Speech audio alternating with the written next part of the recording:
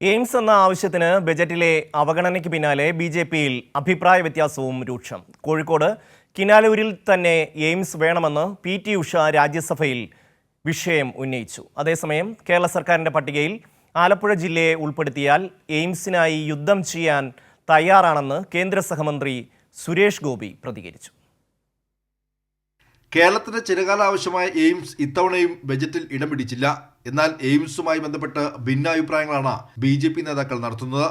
വിഷയം രാജ്യസഭയിൽ ഉന്നയിച്ച പി.ടി. ഉഷ എം.പി കിനാലൂരിൽ എയിംസ് വന്നാൽ അയൽ സംസ്ഥാനങ്ങളായ തമിഴ്നാട്, കർണാടക എന്നിവിടങ്ങളിലുള്ളവർക്കും എളുപ്പം എത്താൻ കഴിയുമെന്ന് ചൂണ്ടിക്കാട്ടി. പദ്ധതിക്കായി 153 ഏക്കർ ഭൂമി കേരള സ്റ്റേറ്റ് ഇൻഡസ്ട്രിയൽ കോർപ്പറേഷൻ കൈമാറിയതായും അറിയിച്ചു.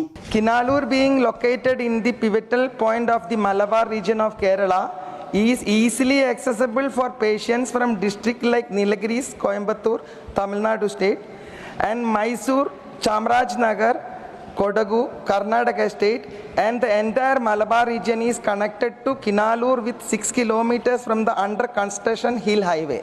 അതേസമയം എയിംസിനായുള്ള നടപടി സംസ്ഥാനം പൂർത്തീകരിച്ചിട്ടില്ലെന്നായിരുന്നു കേന്ദ്രമന്ത്രി ജോർജ് കുര്യൻ കഴിഞ്ഞ ദിവസം പ്രതികരിച്ചത്. കേരളം നൽകിയ എയിംസിന്റെ പട്ടികയിൽ ആലപ്പുഴ ജില്ലയെ ഉൾപ്പെടുത്തിയാൽ പദ്ധതിക്കായി യുദ്ധം ചെയ്യാൻ തയ്യാറാണെന്നായിരുന്നു സുരേഷ് ഗോപി എം.പിയുടെ പ്രഖ്യാപനം. മറ്റ് 27 എയിംസുകളുണ്ട്. അതിനകത്ത് ആദ്യം 6-7 എയിംസാണ് പ്രഖ്യാപിച്ചത്. ആ പദ്ധതിയിൽ കേരളത്തിന് ഒരെണ്ണം കിട്ടുമെങ്കിൽ അത് ആലപ്പുഴയ്ക്ക് കൊടുക്കണേ എന്നപേക്ഷിച്ച ആളാണ് ഞാൻ. ആലപ്പുഴയും കൂടെ ഉൾപ്പെടുത്തി ഒരു ലിസ്റ്റ് കൊടുത്താൽ അതിനുവേണ്ടി ഞാൻ യുദ്ധം ചെയ്യാൻ തയ്യാറാണ്.